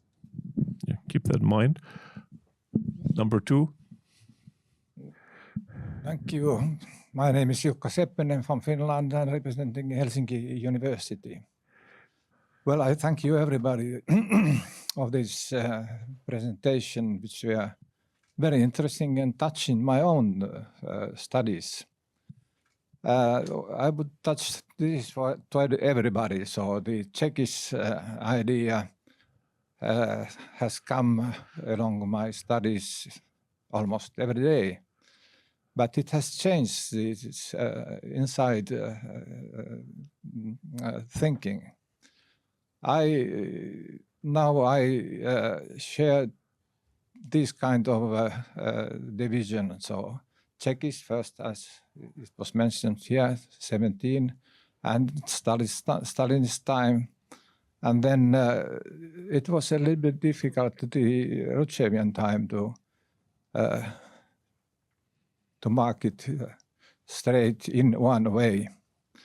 But then you see Brezhnev times is under my focus just now, and that was a new come of Chekism and ideological Chekism. And it was marked in Finland as a higher revolutionary will from the Soviet side. My President Kekkonen put me to follow this side at the ministry, and it changed. I was negotiating the note of neutralism, and suddenly they stopped to accept it. 1969, and that was a KGB operation which started and lasted up to 1977, and then. You want to ask a question too? Thank you for the comments. That's really very valuable. But then limit yourself a bit. I accept this kind of division. Well, this question that KGB discussion is very important. We are in Finland. We are still from the Finlandization time, some kind of a hangover. So I welcome everybody in 2 years' time to continue this discussion. And last comment, I have read in Kremlin archives one question which was very interesting between Jaruzelski and Brezhnev. Jaruzelski asked in January 1981, Brezhnev sent tanks to Warsaw following the Prague example. Brezhnev said, "Niet." Thank you. Thank you. All the way in the back, and then, yes. All the way in the back. All the way in the back. And then you. Hi, my name is Suzanne Freeman. I'm coming from the Massachusetts Institute of Technology. My question is for both Tomas and Elena. And I think you both demonstrated sort of how strong this sort of Chekist narrative, these strategic narratives are. And so when you have such a strong strategic culture, my question is, how are new officers sort of inculcated into this tradition? Is it about what they learn in school? Is it training? Is it selecting a specific type of person? How is such a strong historical legacy passed from generation of officers to generation of officers? Thank you very much. Let's go. Thanks all the presenters for their highly interesting presentations. My question goes to Tomas Sniegon, Mark Kramer, and Elena. When I hear about this Chekist culture, first and foremost, I feel reminded of a church. And it has kind of, particularly in its attitude to material world, the deeds of the devil are everywhere. Yeah? One can't be careful enough. And now my final question is rather to Elena. Looking at the reactions to your presentation, it's very interesting that people chuckle. Are we not taking it seriously enough? My impression is that when we look at the Western world, we look at a world which is brimming over with confidence. History is written by the victors. When we speak about concerns with the spread of communism in the United States, we speak of red scares. The scares have a beginning and an end. We cannot understand, or perhaps we should be able to understand better, a culture which is marked by that kind of paranoia, in which that kind of paranoia, which I do not necessarily wish to pathologize, because I think it is partly grounded in real concerns, but in which this paranoia is the basis of the system. And the system has its true adherents represented by the Chekists. Thank you. Thank you very much. And last but not least, Kevin. Well, Kevin Reel from Brunel University, London. Following the similar theme to those other questions that have already been asked, Mark and Tomas in particular, are you not essentially saying the same thing in your presentations? Mark, you said that the Soviet leaders were more concerned about essentially the infiltration of ideas than of military forces, that was their priority. But is that not the Chekist ideology? Is that not the same thing? I mean, and if it is, was that Chekist ideology more broadly held than just in Lubyanka? Was it an integral part of the belief system of the Soviet Communist Party because of this view of counter-revolution? Thank you very much. So from what we gathered now, basically the questions are focusing on the Chekist ideology subject. So we start with Tomas, Elena, and Mark, just to comment on what was asked by the audience in those various questions and comments. So Tomas, you first, and then Elena, and then Mark. Thank you for your questions. You know, to start from the end, I think that what is common, what both Mark, as I understand, and myself try to underline is that actually, you know, the Russian system, which means Russian and Soviet system, does not fear West or democracy because it's Western, but because it's unpredictable and uncontrollable.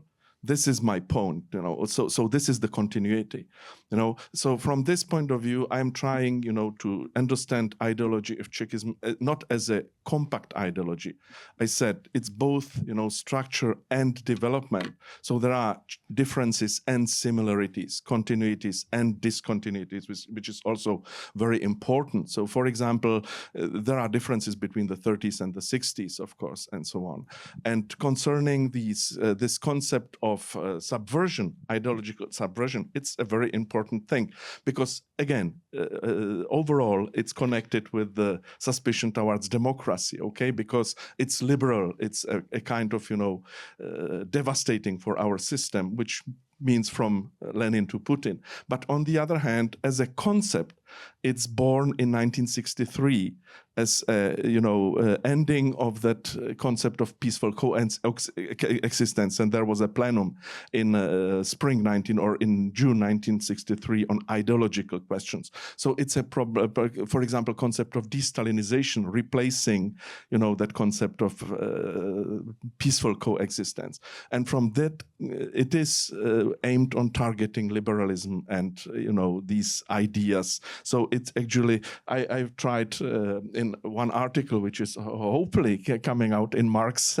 Journal of Cold War Studies, about the dissidents, you know, to start or to show how the KGB was surrounding liberal circles before the dissident movement was born, in order just to fight liberalism in the Soviet society. So there are important discontinuities as well. So it's not about forgetting that concept, it's about contextualizing in the time development as well. Yes, thank you. Thank you for the question. So on the preservation of strategic culture, to Susan's question, is since the KGB and even now, it is my understanding that the textbooks that are used in FSB academies, SVR Academy, and the one that was used throughout the KGB education was based on the same learning material.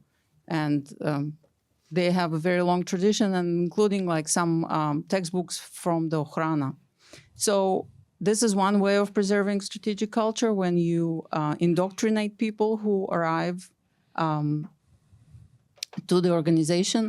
The other way of doing it is FSB, at least, and SVR to some extent, became like a traditional family businesses. So fathers bring in children, bring in, you know, grandchildren now at this point, and it is preserved in this manner.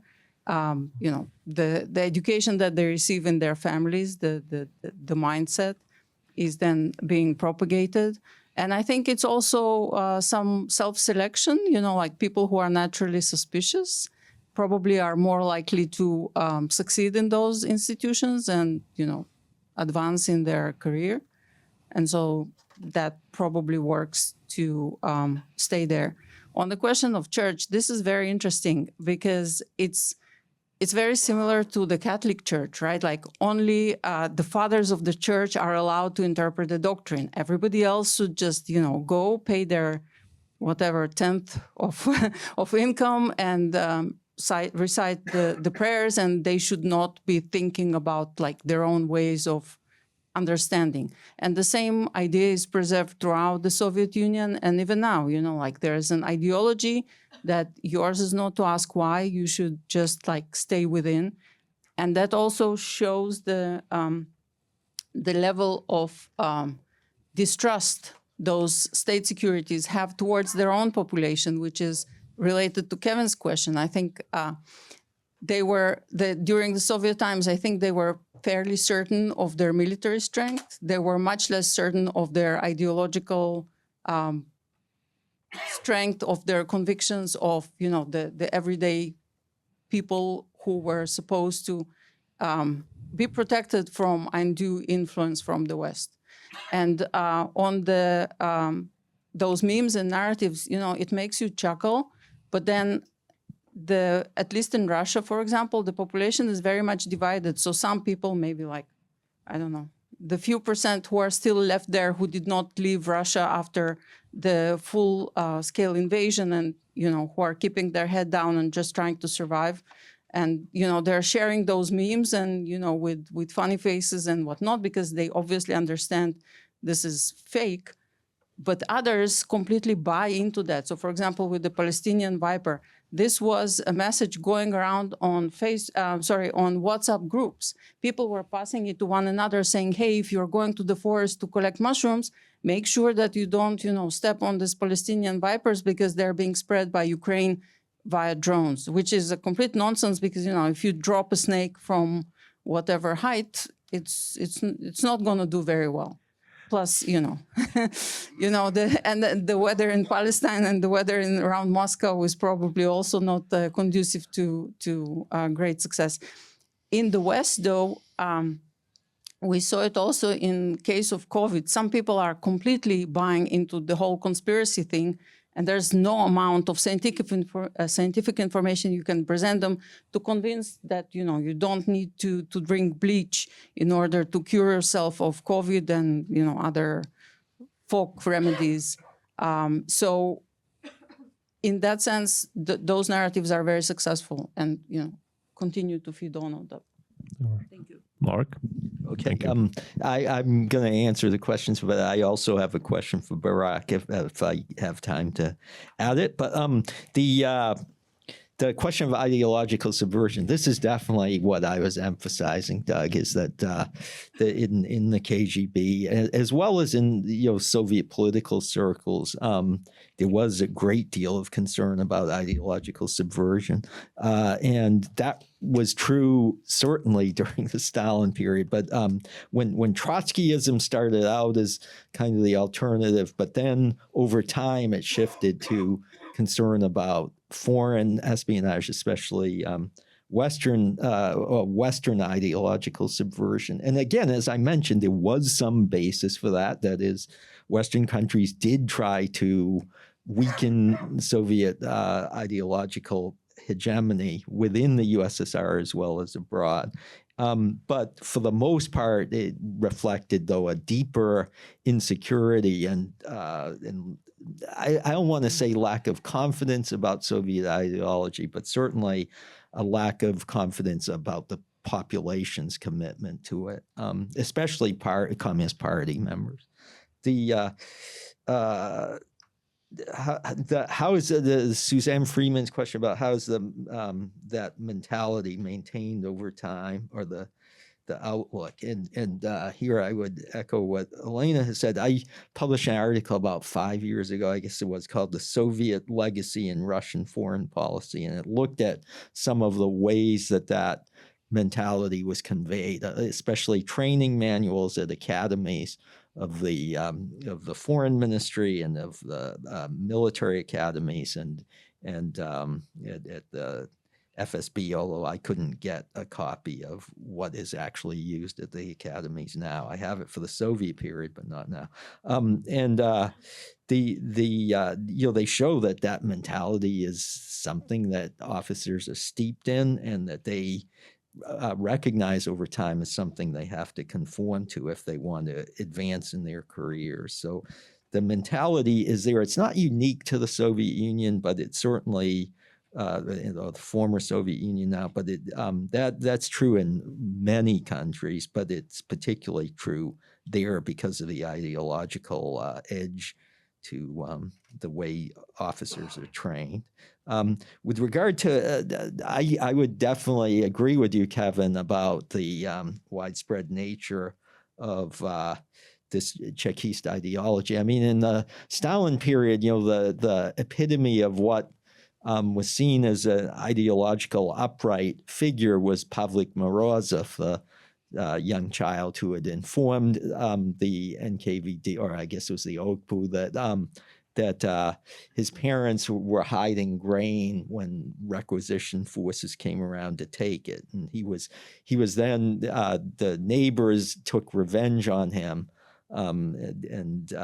basically and killed him, and he became a hero in Stalinist ideology. So the reflection that the interests of the Soviet state and of the Communist Party take precedence over your devotion to your parents and others, and that mentality, even though it diminished after the Stalin period, continues to be there, and you can see that in the way that Putin has fostered a return to that kind of ideology during the current war, where children are encouraged to inform on their parents, where they're encouraged to inform on their friends and the like, and people have been prosecuted on the basis of that. Now, it doesn't have the same murderous connotations that it did during Stalin's time, but it still is quite striking to see that mentality has not only been revived, but has been quite widely accepted in Russia. There aren't people going out and protesting about it.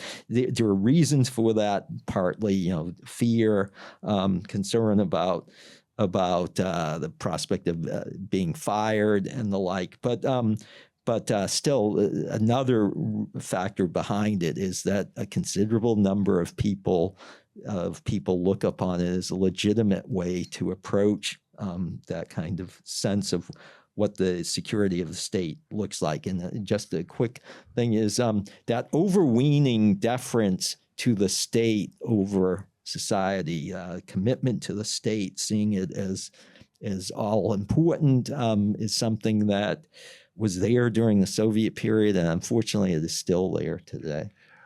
Okay, quick question. Right, exactly. So we okay. proceed like that. So you ask your question to Barak, okay. Then Barak will make his final statements Okay. answering the question, then you will make your final statements, and then we actually up with time.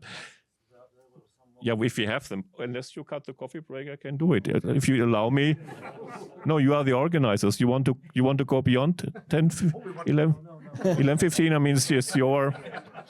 It's not my decision, but if you want me to go beyond, I can do that. But then it takes longer. Okay, but now, question by Mark to Barak, and then final statements.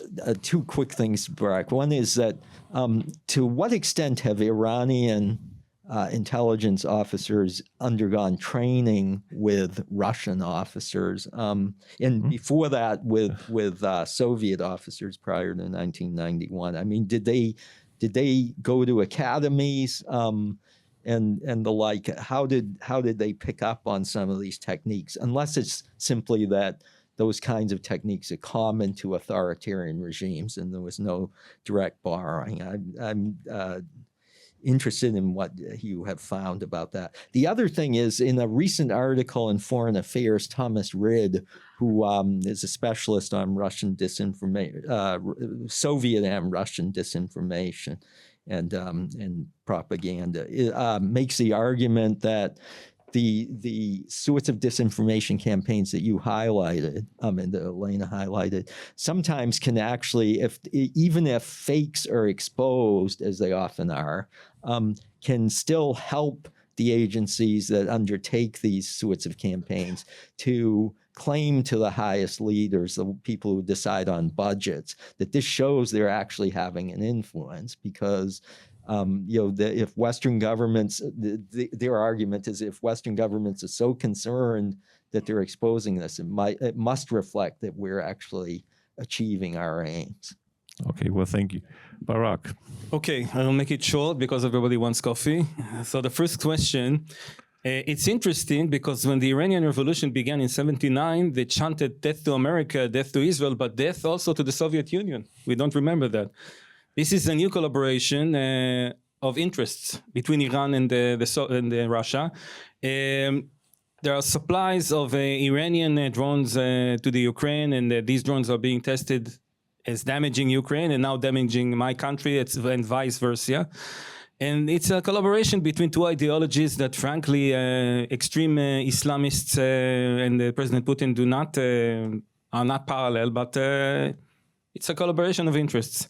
As for number two, disinformation. There are many, many examples of propaganda. For instance, to my country, radio stations in Hebrew of Syria and Egypt. Nobody listens to them in Israel. They're in poor Hebrew. And as Professor Kramer had said, this is due to tradition of broadcasting 60 years from 2 or 3 hours a day, and somebody gets his salary, so maybe.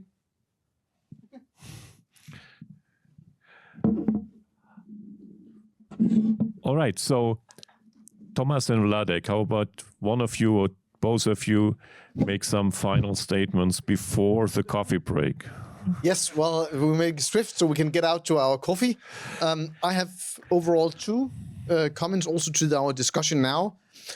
First of all, when we're talking about the strategic culture, I think it's important to see there's other and practical dimension of that we not only have a continuity in culture and personnel, but also in practices and networks. So this has a real concrete dimension in the field that we should look closer upon. And then I would like also to shortly direct the question of Tilman. We said, are we not taking this serious enough? I tend, especially when we're talking hybrid and disinformation, I think maybe we tend to take it a little too serious. The question of ideological subversion. I know I'm here usually on a minority standpoint, but this is actually one of the lessons learned that I think we could be really valuable for us, taking from the Cold War in the West and into the future, because our resources are limited. So if we make our security services spend considerable amount of time of chasing Russian news, Russian sympathizers, these resources in the end go from real hardcore counterintelligence issues.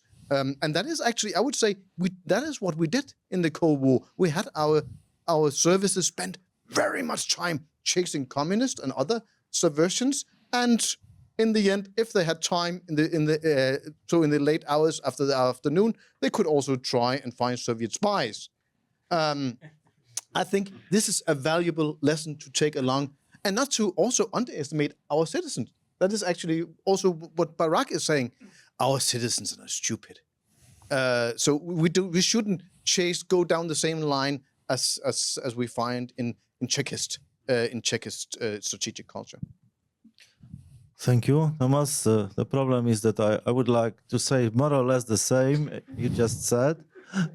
Okay, probably because we are co-organizers and godfathers of the conference and also thinking almost the same, but maybe I will just make one point in this situation.